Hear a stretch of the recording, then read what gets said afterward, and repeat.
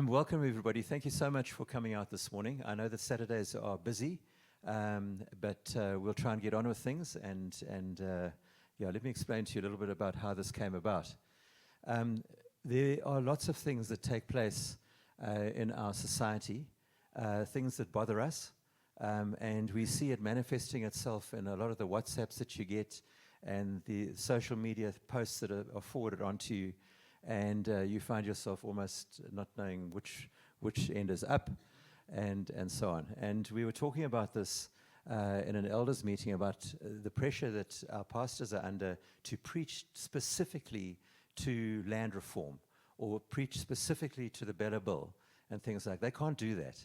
What our job is as a church is to equip you through the preaching of Scripture to build a perspective of your own and how to pray into the circumstances that we're confronted with.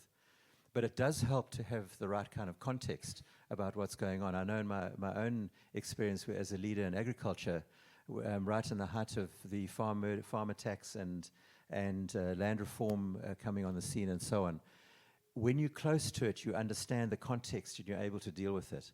And so what we thought we'd do is set about having a series of presentations like this on Saturday mornings where we can pick up issues that have been hot to allow you to be addressed by people who understand what's going on in a particular sphere, so that you can go away and meld perhaps your factual base of knowledge that you've got from somebody like Paul on education and put it together with good biblical teaching and practice and go away and pray calmly and not in panic-stricken form. And then perhaps you'll have a better life and you'll know what to let you pass you by. So Paul will introduce himself. Paul is involved with an organization called FEDSAS, which represents a large number of the schools in the country. He's intimately involved with the legislative changes and issues that crop up in education. So he operates nationally. So he's well equipped to talk to you and to talk to us about this, whatever it's called now. It used to be the BELA bill. It's something else now. I can't remember what it is, but he'll tell you. But it relates to changes that are taking place in education. There are very few actual school-going parents here at the moment, I see. But we are all interested by virtue of our grandkids, and we know what education used to be, and we perhaps have perceptions about what it might be now. And we have some teachers as well, so they'll be interested. But Paul will bring context to the whole thing, explain where we've been, and what the red flags are, and perhaps issues not to worry about. And Paul will introduce himself because he's got a slide all about that. So, okay, that's great. Thanks very much. So I'm not going to put my phone on to go into social media. We've just got a very clever little device here to move the slides, which is quite handy. So, and it should work. Okay, let's just go back there. Okay, it's not easy standing in front of the church without music in the background and the right sort of approach and things like that. So Robin asked me a while ago at our men's group just to chat a little bit about where we sit with the BELA Act, and I use the word BELA Act at this stage because that's what everybody's familiar with. Our legal officer who recently got married said she's so tired of these ladies that are getting involved in her life. So I said, what ladies? She said, first it was Tannie Poppy, and we had the Poppy Act all over us, and now it's Tannie BELA. And Tannie BELA's now gone, so they've moved on from that side. But yeah, a little bit of background where we sit. We're an organization that represents just under 2,000 member schools, public and independent schools. We're actively operating throughout 9 provinces, 42 staff members. I spent 7 years in KZN as a provincial manager, and we basically guide and support school governing bodies and management teams. We've also got deeper involvement in that we are the largest organization, and I'll give you some numbers just now as an introduction, largest organization in the school environment, and we sit on all of the 9 provincial council consultative forums that deal with the department. And the department, I'm not going to knock the department, they're an integral part of the education system, and we've got to work with them, but it is frustrating, and our provincial managers have learned a lot of patience over the last few years. Just briefly, we had a meeting yesterday, and I'll go into the details about what that was, and it kind of had to be abandoned because the documentation wasn't there. So those are the frustrations, and I think Robin probably appreciates it, dealing with government, the frustrations that we get through. But yeah, a little bit of brief background. And recently, you mentioned grandparents. Recently, I've got new impetus to get involved because I thought my days with worrying about school because my children have finished haven't, but you'll probably hear that news somewhere else, so I won't go into that now. So yeah, that's just what I wanted to talk about today a little bit. Just the background, where BELA sits, what the story was, what the process was in the background, and then start looking at implementation, because that's where we are now. I'll go through the various highlights and the points. And then also Q&A, we're going to have a time to ask questions. We'll have a bit of a break, have a cup of coffee, and then come back and say, what can we do now? So what do we do as citizens? What do we do as people in Howick? What is our role, or what can we do? Because it's often out there and it's someone else's problem until it becomes your problem or your grandchild's problem or your child's problem to find schools. So that's briefly what we're going to go through today. Okay, a bit of a snapshot background, 24,000 schools in the country, 2,500 independent schools in the country. That's kind of how the operation works. In KZN, if we just have a look, let's go to that one there. In KZN, 5,751 schools, roughly 90,000 employees that are employed by the department. And that covers, and everybody says, well, we talk about public schools and independent schools do their own thing. Let's just get one myth out the way. Independent schools also have to conform to certain requirements. They aren't as independent as they always think they are. They do pretend to be independent and they purport to be independent. Believe me, some public schools also think they are independent, but they are part of the education system. But just to put that in perspective, if everybody in the KZN education department, educators and staff, were to be in one stadium, they wouldn't fit in our largest stadium in the country. So there's 90,000 employees in the education department in KZN as well. The reason why I'm saying this is just to give you an overall context about how big the ship is. So we're sitting in Howick, and if we look at the 2 or 4 schools that you might directly be involved in Howick, it's quite a small unit compared to this massive ship that operates from there. So the largest stadium in the country wouldn't be able to just fit the whole of KZN's education department, and now I'm talking about the educators in that setup. And then there are huge anomalies. It's a little bit small on the slides there, but the system in place is the same system for all 9 provinces. But you've got KZN, who've got 2.5 or 3, almost 3 million learners, compared to the Northern Cape. And the Northern Cape is, let me try to get the maths right, one district in KZN is bigger than the whole of the Northern Cape Education Department. Okay, we've got 12 districts. If you divide the number of schools up, that's how we sit in KZN. Now, KZN is a massive province as far as education goes, but it's the same system there that happens in the Northern Cape. Northern Cape has got 570 schools alone. Okay, we've got that in each district. So that's the big anomaly that we've got to work with. And part of what the BELA bill has done is to try and get some better uniformity on the management process that takes place. So that's sort of a bit of background about how big this ship is from that side. Within that context, and I don't want to go down into all the legal side, but within that context, schools can individually exist as their own persona. Have we got any lawyers in the church here? Before I run into the wrong process and maybe say something wrong about lawyers. But just from a legal aspect, each school, even if you're a public school, you've got your own persona, you've got your own juristic personality, and people forget that. So the system is not a franchise system. It's not, okay, we've got KFC and we've got 900 branches of KFC and you've got to serve the same food at each place. Each school can be individual within that parameter. And that's what people are forgetting a lot when we look at what the law goes out, because I think now it's going to be blanketly applied across the processes that we operate in. Okay, independent schools, because there may be people with independent schools here or be involved in independent schools, 2,489, of which the bulk of those are actually in Gauteng and in the Western Cape. There are very few in KZN in comparison. I think there are 280 or so in KZN. 280 independent schools in KZN. Quite a smaller component compared to Gauteng and Western Cape. They've got big pressures for more space. That's why independent schools have actually flourished in those sets up there from there. Just to remind you, independent schools are still required to conform to components of the law. They've relatively been unaffected by the BELA changes. So anybody who's in independent school, children in independent schools or teaching in independent schools, relatively unaffected. But it's a little bit of the error that could be coming. And if the resistance hadn't been put up to the changes that were in the BELA Act, we're fairly certain that would have been pushed down through into independent schools as well. Because what it looked like and what it is two different things now. But what it was in 2012, or what it was coming to us in 2017, was really state overreach. We were really concerned about that state overreach process. Okay, so a bit of background. 2017, that's when the BELA bill was first tabled. 2012 was the birth of it at the Mangaung ANC conference, their 53rd conference. The ANC decided we needed to transform education. It's not transforming fast enough. We need to make sure there's more equality and more better equal access to education.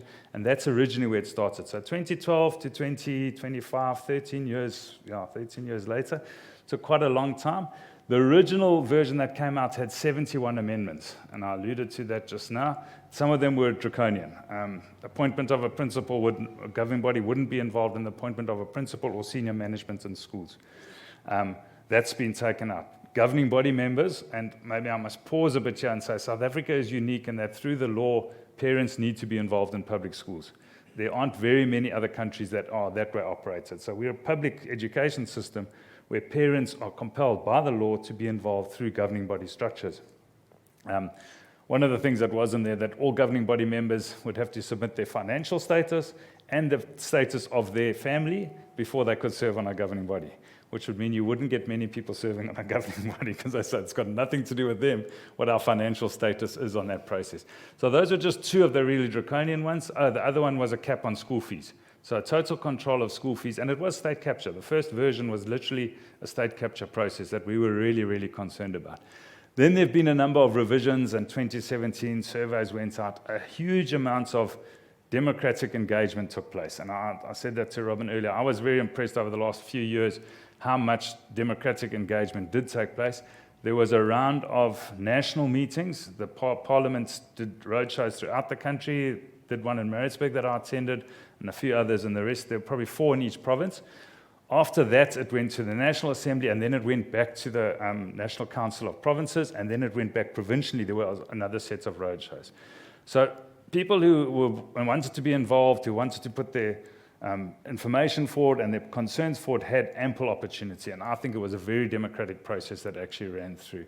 I got to know a few of the parliamentarians that were running it, and they're kind of like almost aside from the government. They're parliamentarians, and they also said, oh, government works so slowly, government does this, and I said, but aren't you government? No, we parliament, we're different on that side.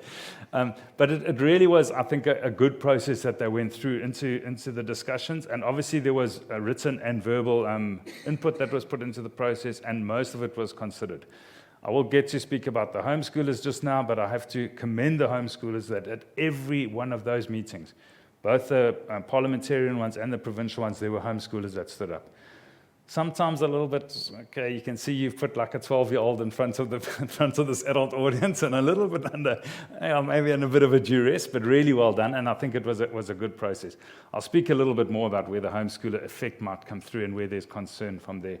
Obviously, we concentrate mainly on public and independent schools, and the homeschoolers, we've got some information on that as well. And then last year, September, President Ramaphosa signed it in with the exception of those 2 clauses, and the 2 clauses, just so that we know, language and admission were the main 2 clauses that they still wanted to give space for.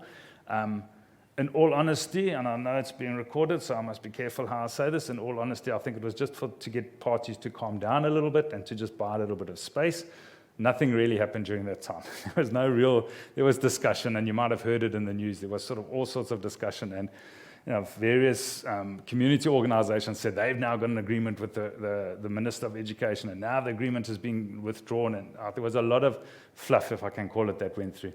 I think it was all just a bit of a pause. It was kind of like that pause before we watch a rugby game in the scrum. It's like pause and just think about this a bit, and then we still carried on engaging. So the engagement still took place. There wasn't much that changed. Those clauses didn't change at all in that process. What it did do, though, it gave people time to say, okay, what are we going to do next? Once this is signed in 3 months' time, we've got to start putting implementation processes in place, and we've got to start working at that. Because nobody had thought about that. Everybody thought about, let's fight the change in law, and then, okay, now it has changed. Now what are we going to do? We've been spending so much time fighting the change in law, and we haven't actually gone to an implementation mode, which is where we sit now. Okay, so it's very small, but that's the official documentation, and at this point it's no longer BELA. BELA was the Basic Education Law Amendment Act. You'll see on the right-hand side, there's a whole lot of other amendments that's taken place. There's probably been about 10 or 11 amendments that have taken place since 1996. So the law has changed. It's not like it's the first time it's changed. But I say these changes did take quite a long time, and they're quite significant changes initially from that side. So now it's known as the South African Schools Act as amended in 2024. Okay, so Tani BELA has now left the building, and we don't have to worry about that anymore. And now we've got it in law, and we've got to say what are we going to do with it and where it's going to take place. The process after it's signed into law is that then task teams have got to get together and start putting either directives, regulations, or some sort of guidelines in place. And those vary in their ability to be implemented into law. Guidelines are guidelines. You can do that or not. Don't want to belittle the opinion, but people think a red robot is a guideline. Okay, a red robot's not a guideline. A red robot is a law or a regulation. Okay, and I think that's where we sit. Well, we are sitting at that at the moment. That there are some aspects that we want to be regulations. We want them to be directives, so that there's no doubt about how we're going to go forward with the process. Some of them are going to be guidelines, and then there's still going to be this fuzzy, airy area. Well, do we go through the red robot after 12 o'clock at night or not? Is there a reason for us to break it? So as a comparison, that's kind of where we sit after the law has been signed into place. These are the key amendments, and I'm not going to bore you by going through each one, but I will highlight some of them that have a look. So this was, I think if you add up, I think it was 29. Some of them overlap. So when I say 31 or 29 amendments have taken place, they kind of overlap. I can see the mathematicians all adding up those numbers there now. So someone tell me if it is at whatever number it is at when you get there. 29 now. Some of them do overlap, so it's difficult to count them separately. So some definitions have been changed that have been strengthened in the process. Maybe let me take a step back. A lot of what has happened since 2017 is to implement legal court cases that have taken place. So there were a lot of court cases.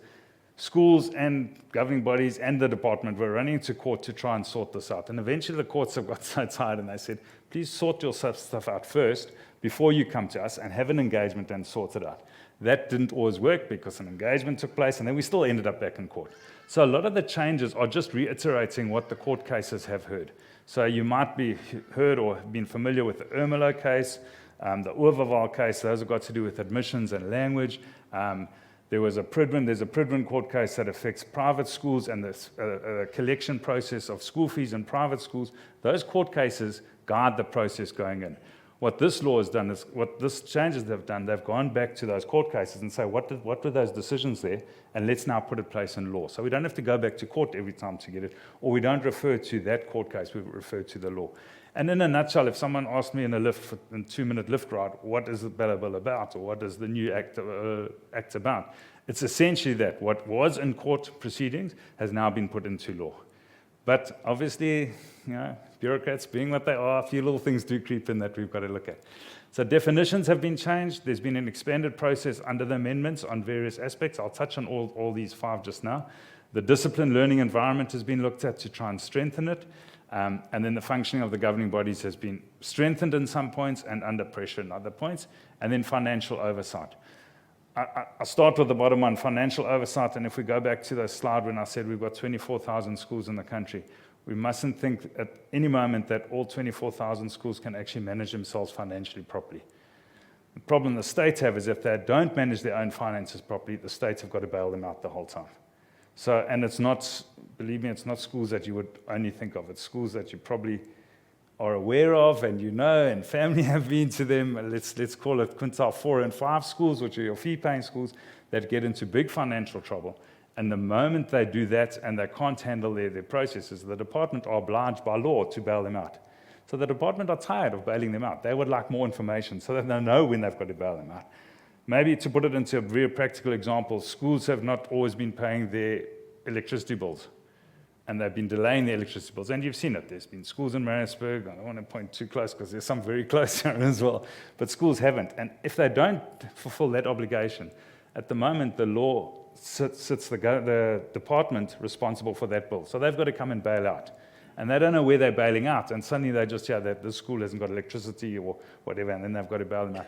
So if we look at the 80% of the schools out there that the researchers tell us are dysfunctional, not just education-wise, but operation-wise, those are the ones where the financial oversight and management is needed. So the department need a heads up. If this is going pear-shaped, they need a heads up. That's kind of why they want to put it in place. But as a result, they go back to one-size-fits-all scenario, and then we've got to produce 15-page monthly documents about what our finances are, where the schools that are doing well shouldn't have to do that. You should have an easier report process in there. So that's what the second aspect of the change is, not to just confirm the court cases, but also just to get better controls in place because of the, let's call it leakages from mismanagement or the overspend that happens in mismanagement. Sorry, let's just go back to that one. Okay, so some of the definitions that have been put in place. Corporal punishment has been defined in a firmer term and in a more detailed process. I'm not going to pull out the law and go through each one because then you'll miss the rugby this afternoon, so we can't do that. Okay. So that has been put in place so that it's more defined. Drug has been defined. It used to be an illegal drug. It's now a drug as defined by society, or if it's an intoxicating drug, so that drug definition comes through, and more importantly, the drug defined by the school's policy, which is an important aspect. So the school can say that cough mixture of a certain type is considered an illegal substance, that it shouldn't be in the school environment from that side. And that's probably a good example because people say, no, well, I just had cough mixture and it should be okay. But in the meantime, it's slugging cough mixture behind the bicycle shed, if we still got bicycle sheds at school. So that's really put in place, that's defined it more. The term loan has been put in place. Once again, that's a financial process where it was getting very airy as to what that loan is, and the commitment of a governing body to enter into a loan has been managed in a better manner from that side. Financial benefit particularly, I'm not sure if I mentioned terms that people don't understand. Please, like say, well, or show me that you lost. There's a section called 38A in the Schools Act where state employees can be paid extra by the governing bodies, but they need to go through a certain process. And that was very airy-fairy as to what that was. So principals, with all due respect to anybody who's a principal here, and I'll look around and see how deep I am in the trouble with that comment. Principals were getting paid extra, and some of them were getting holidays overseas and game lodge holidays and things like that. And it was a benefit that wasn't being managed from that side. Section 38A doesn't prohibit any payment. It just means it's got to be in the right area. It's got to be put in the right process, and the right people have got to know about it. If I employ someone that is working somewhere else and earning money somewhere else, as the main employer, it's good for me to know what's happening. And that's really what it's about. It's good for me to know where that's going from there. And then required documents is to do with admissions. So children coming into school, especially with people coming from across border, what documents need to be in place. So those are some of the definitions that were really looked at, that were updated in the process from there. Some of the expanded processes under the amendments, these are the ones that really got people a little bit excited. The appeal for the HOD for admission decision, the process with regards to admitting children into schools, how school mergers take place. There was a lot of authority given and misguided authority given to the HOD to say these two schools will combine and they will become one school. And there's a process, a community process that now needs to be involved before that happens. Which is a good thing. It's good that the community needs to be involved into that process. Withdrawal of functions of governing body and dissolution of governing bodies when governing bodies don't do the right thing, because believe me, I know they don't do the right thing all the time. There is now a firm process and a procedural process to actually handle that process. Where before it ended up some judge in a court who probably didn't understand education law to start with was deciding on that process. And then likewise, closure of a public school. There's now clearer procedures as to how to go about that. So those are all really good things that have come through that I think are going to strengthen the process. In the disciplined learning environment, compulsory attendance and disruption to school, there's procedures in place that handle that. And I think that's one of the things that homeschoolers also felt a bit aggrieved with as a compulsory learning age. It's been brought down to your grade R level, so I think it's now 4 going to 5. You need to start at school. And it is compulsory, if I can say compulsory from that side, but it is an engagement that you need to take place with the school. So I know there are a lot of parents or grandparents here now that are going to say, hang on a sec, we don't want our child to go to grade R school at that point. But that's an engagement with the community that needs to take place. People see it and they say, okay, now as soon as they're 4, they've got to start finding a school. And believe me, schools are also using it now. They're saying, well, we're running grade R. You must get your child into grade R as soon as possible from that side. So they're using it as a double-edged sword on that side. Code of conduct was updated as well and strengthened, so the code of conduct for the learners, and then precautionary suspension of a learner. The processes with regards to suspension and expulsion have come through a lot stronger. If you commit, I've got to think about the Criminal Law Act section, if you commit a criminal act of a certain level, the school is compelled to suspend you, okay, if you, as a learner.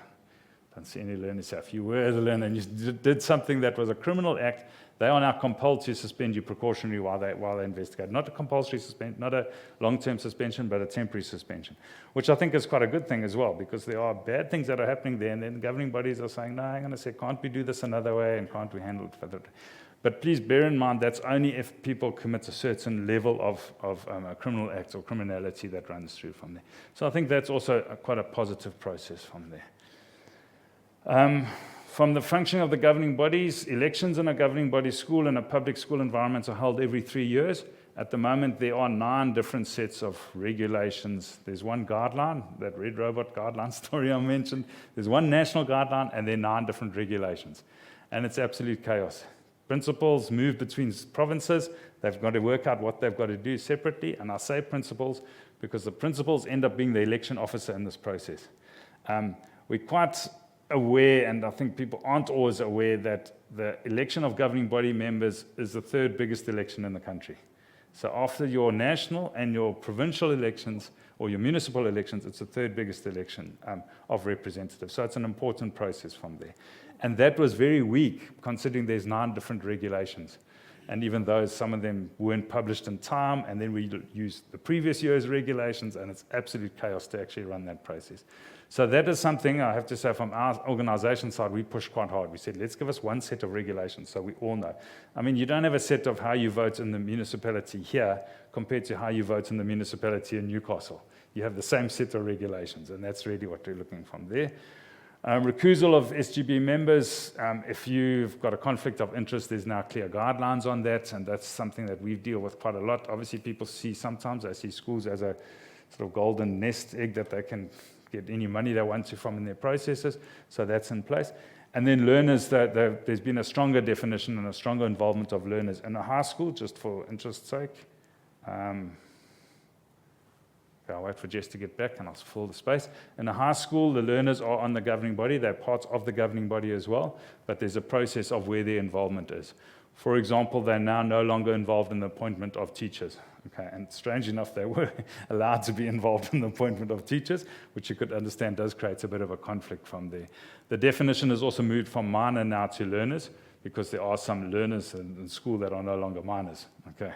There have been for a while, and that has had to be cleared up as well. So those people that are sitting that decided they needed to spend 15 years at school might be sitting on that governing body, and they are still learners. So at that point, they are then recused from some of those processes from that side. Because obviously, if I use that as an example, that's not appropriate that you're sitting there deciding who the next educator is who's going to get you through your final year at school, or whatever it might be from that side. So that's also been put in place a bit more. And the other one, which was there, but it's been cemented, is that learners won't be held financially responsible for decisions that are made on the finances side, which is understandable because they're not in that role from there. Okay, financial oversight, the changes that took place there, and I'll say it is because we're looking at, and I don't use the term loosely, statistically it's there, 80% of the schools are considered dysfunctional in the country, if we look at overall aspect.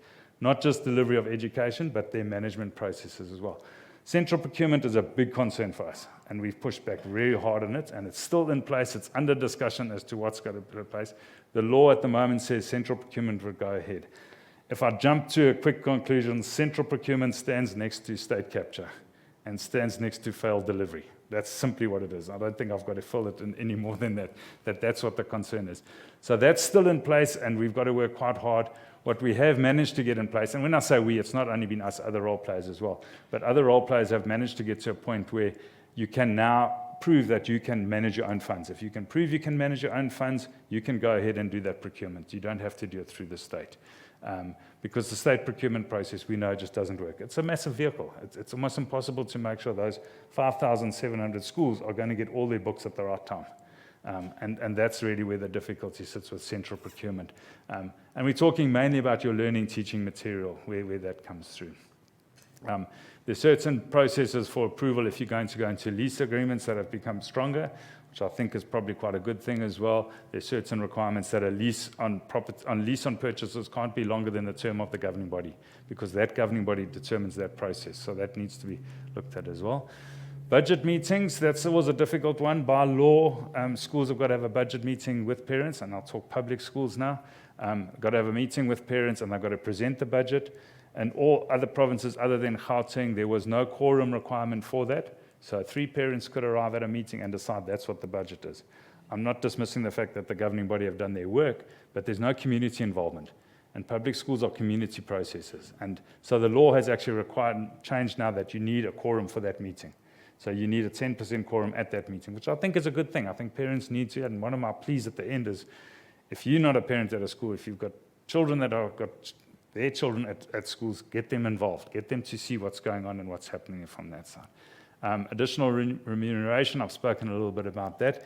Exemption from paying school fees. For those of you that don't know, in a public school, there's a process for you to apply for an exemption. And if you cannot afford to pay the school fees, you can get a reduction or an exemption from that process. It's a very old model that's in place at the moment, and it's way out of line.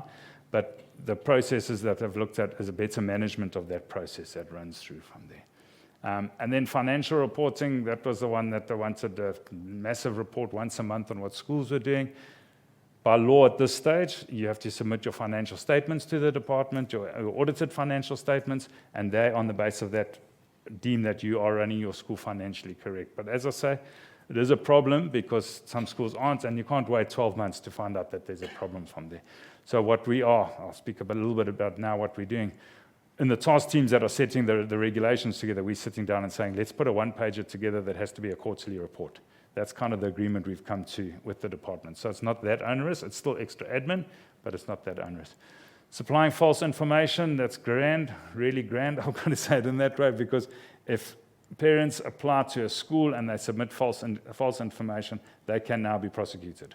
And unfortunately, parents are emotional. They all want their child in the best school, and they start lying for good or bad reasons. And now at least that's in place, that there's strict process.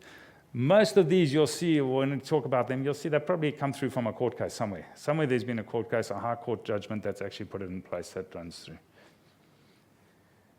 Okay, compulsory, okay, the headliners. So those are the overviews of those 5 breakdowns, but the headliners that really created the news, and I think that's what we probably heard about, grade R compulsory. So I've mentioned that grade R is compulsory now, it's in place now, but the big catch is who's going to fund it. Okay, there's not money in the education system to appoint grade R educators everywhere. A lot of schools that we're involved in, fee-paying schools, have already years ago started doing grade R. It's already been in place. I mean, we know that that's in place. So that's been in place. There's no change to those schools. Those schools don't have to do anything else. They can just carry on as normal from that side. But where schools haven't, then grade R has come in place. And I think that's a bit of an emotive one. How soon do you send your child to school? And now the state is telling you your child has to go to school at that time, unless you can go to them and say, look, this is what we're doing from that side. And I think that's where people felt there was a bit of a sort of imposition on their freedom of rights with the homeschooling one, which I mentioned just now. That's where there was a bit of a concern. Admission and language policy, that was also a big one that was in the headline. That was at clause 5 and 6 that there was a delay on that I sort of maybe lightly referred to as just a bit of a pause. But that basically everybody was very concerned that the HOD, head of the education department in each province, can come to a school and say, you will take these learners. And they would then come along and say, okay, you must now start teaching in isiZulu. Let's keep it here in KZN. And I'll use an example. There's quite a strong school up in Vryheid, and they phoned me and said, oh, now we've got to start teaching in isiZulu. I said, no, well, how many isiZulu schools have you got around you? Oh, no, they've got about 8 or 9. They're the only English medium school in the area. I said, you don't have a problem. You're still offering that service to the community to have an English medium school. Where there is a problem is where schools are underutilized, where their admission is low, and they are teaching in a language that is not being spoken in the community anymore, and as a result, that school's not being utilized properly. And that you can understand the state. It's a state building, it's a state asset. They've got to say, let's move along from that side. But, and I'll go into it in more detail just now, The HRD can't just send a letter to the school and say, you must now become an Afrikaans or an English or an isiSotho or isiZulu medium school. There is a whole process in place as well. And people have forgotten that but. They haven't seen that but. That but hasn't been headlined. So that but is quite important, that there's a process, an investigation's got to take place, a report's got to take place. The admissions in the neighboring schools have got to come into that report as well. So it's not just what happens in that one school. And that's something that we're now actively involved in, making sure governing bodies are aware of what their rights are under the new process from there. Admission and language goes very closely, and maybe I'll do my third mistake that I might make. Who has got family or connections to the Pretoria East area? Okay.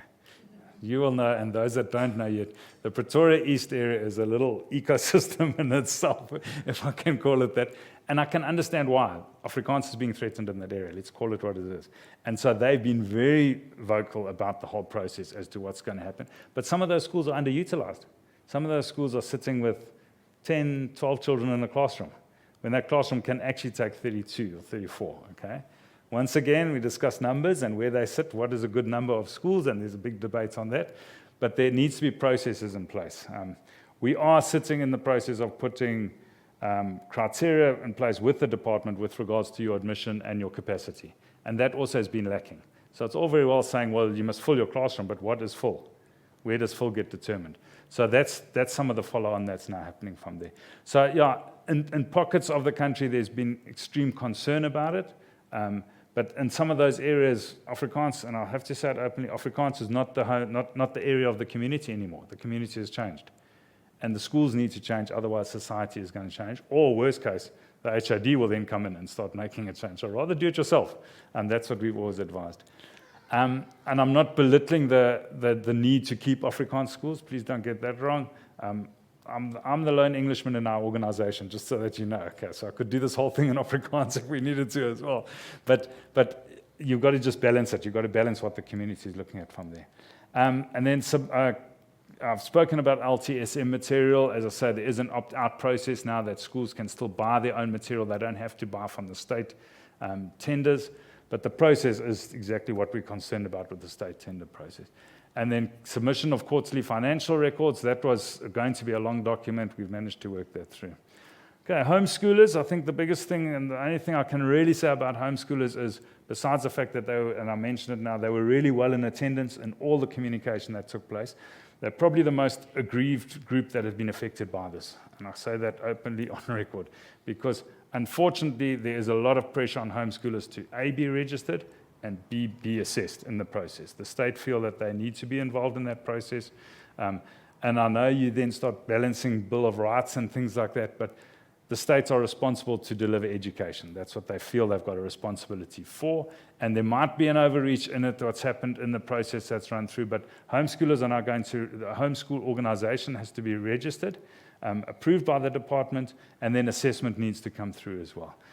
In some cases, there's already that in place, and this has got to be formalized. So it's not a crisis. So in some places, that's in place from there. I say this very tongue-in-cheek, and I'd almost like you to put the recording off if you do say this. A private school can exist as long as it delivers education better than the quality of the state. Okay, it's not a very, very high benchmark if you look at some schools, with all due respect, okay? But that's the determining factor. So you can exist if you're doing that. But, I mean, the other day I saw another school's closed down. In Coxstead, a private school is closed down because they didn't handle their processes. That happened yesterday's news. There's a school up in Mooi River that was closed down because they didn't get their paperwork in place and they didn't get their processes in place. In KZN, in particular, it's quite difficult for homeschoolers to get registered, and the department are going to have to make sure they get a process in place. Because we don't have a big core. We've got 280 out of the 5,800 schools that are private schools. There are probably quite a lot of homeschools, but there's not a facility in process yet. It's quite difficult.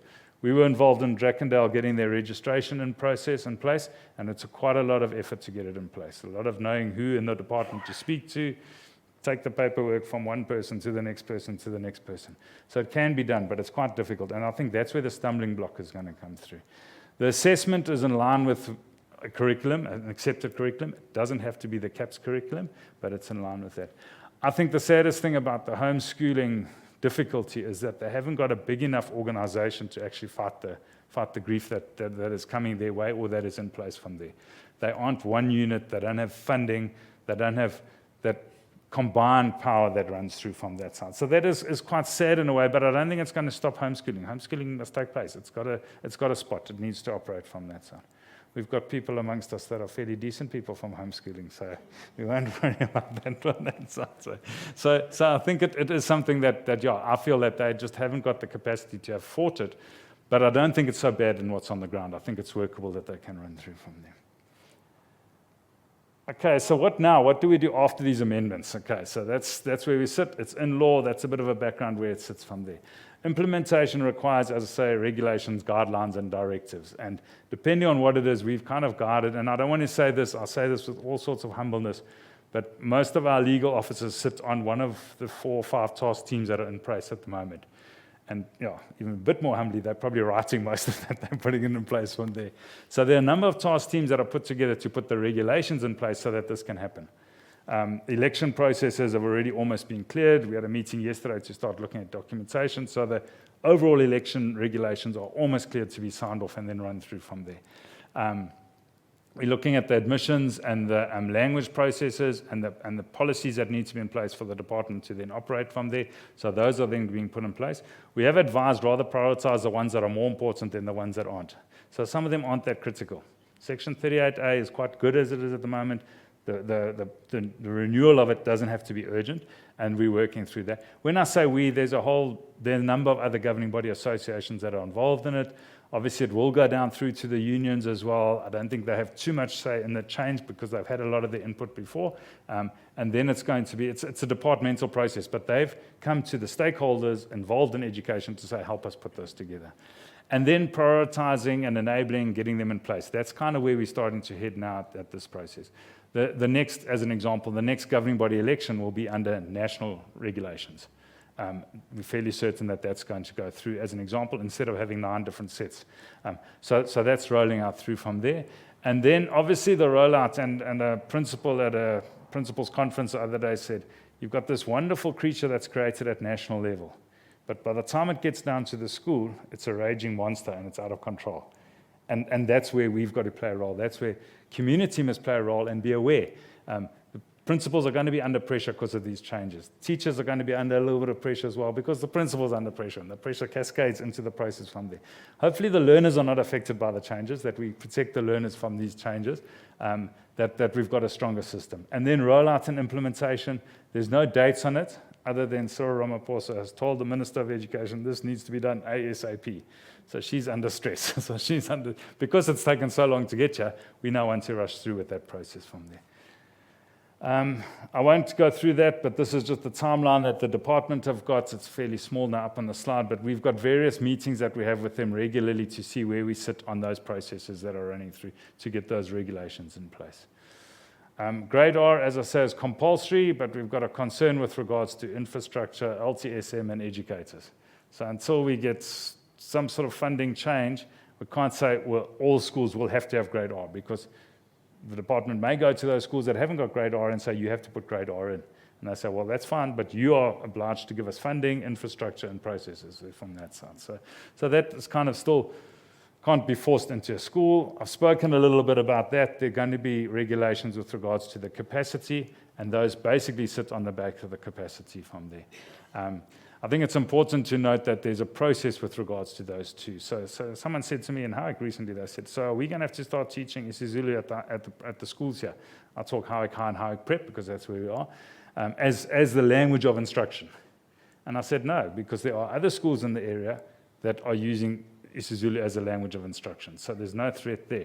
If the school is undercapacitated and there are not enough learners in the school, then there's going to be a problem. And believe me, I know from having served on those, and I think Robin will know from his days, there's no problem with getting learners into those schools. There's not a problem there from that side.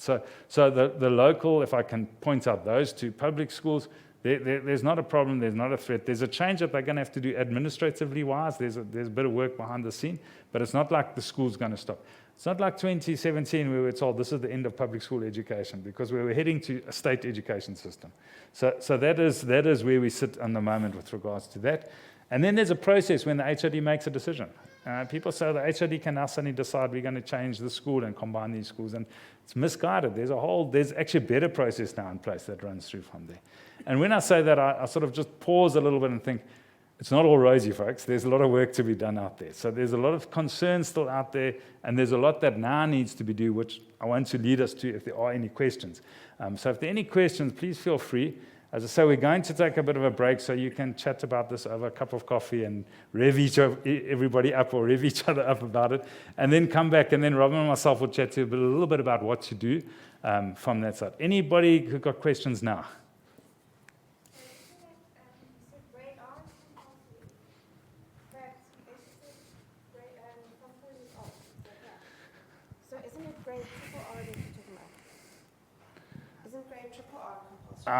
The law now says 4 going to 5, you need to go into school. Because grade R was age 5, 6, right? Yeah. No. Grade 1 is 5 to 6. Okay. There is a bit of an anomaly in the law, and this is where school policies help. Sorry to just sidetrack a bit. There's 3 versions in the law that actually create confusion with the date. Okay. So now the law says the admission age at school, compulsory admission age is 4 to 5. Okay. There are other points in the law that need to be changed as well, and they talk about 5 to 6 and things like that. But essentially, 4 to 5, you need to go into formal education. So it's more like double R, because grade R has been 5 to 6. Yeah. And grade 1 6 Yeah, because of the definition changes, there's a concern as to is it double R or not. But it's definitely not double R in the. I mean, a lot of schools have got grade 000, grade 0, and then they go grade R. Grade R is 4 to 5. The Act doesn't say grade R. The Act says compulsory school age is 4 going into 5, and we've used that term of grade R from that side. So. Just a bit of jargon there. Could you tell us what LTSM is, please? Learning Teacher Support Material. Learning Teaching Support Material. Which is what? Which is your textbooks, your course material, your workbooks, all that sort of stuff that runs through from that side. Yeah. So we recently appointed a new lady. She came outside of the educational sector, and we sat down and we had a list of like 15 acronyms that we just run off. It's just our lives. And afterwards she said she can add another 15 to those that we've mentioned that we didn't put on the list. Sorry, it was a question here, Roland. Good morning, everyone. I just wanted to inquire about the pass rate and the pass level.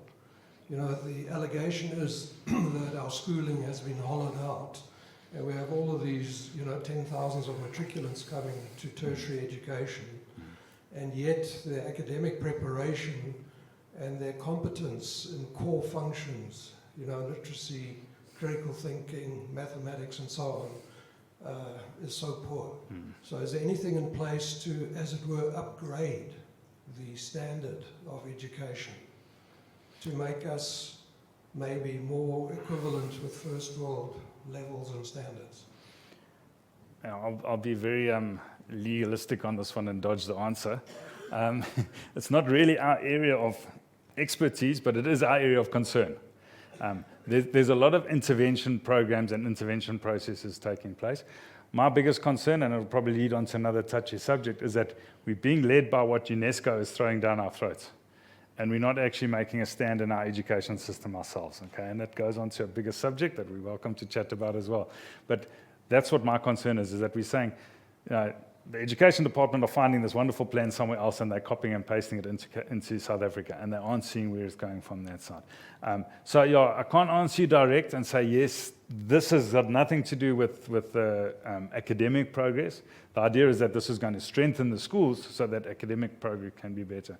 The Amended Schools Act makes no mention of any change of curriculum or change of assessment processes from that side.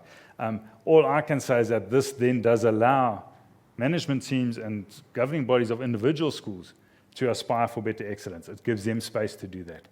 They're not being told you will do this. I mean, let's be straightforward. We're concerned about CSE processes that run through. We're concerned where they sit about there. But this still allows schools to actually determine the level at which they're going to do sexual education in the school, comprehensive sexual education in the school.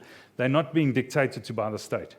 And I think 2017, around then, we were heading that way. I think if this had got in, then we could say that is the curriculum and the details of the curriculum that you have to teach. The curriculum requires a certain level of outcome. How we get to that point, schools need to work to from that side. But there's nothing stopping schools saying we want to aspire to a higher level of outcome that operates from there. So sorry, a little bit of a way about answer, not really our domain, but it is our concern. Yeah. Okay, anybody else? Yeah. Should we have tea and coffee and snacks? And please come back afterwards. Please don't disappear. I think we're on time.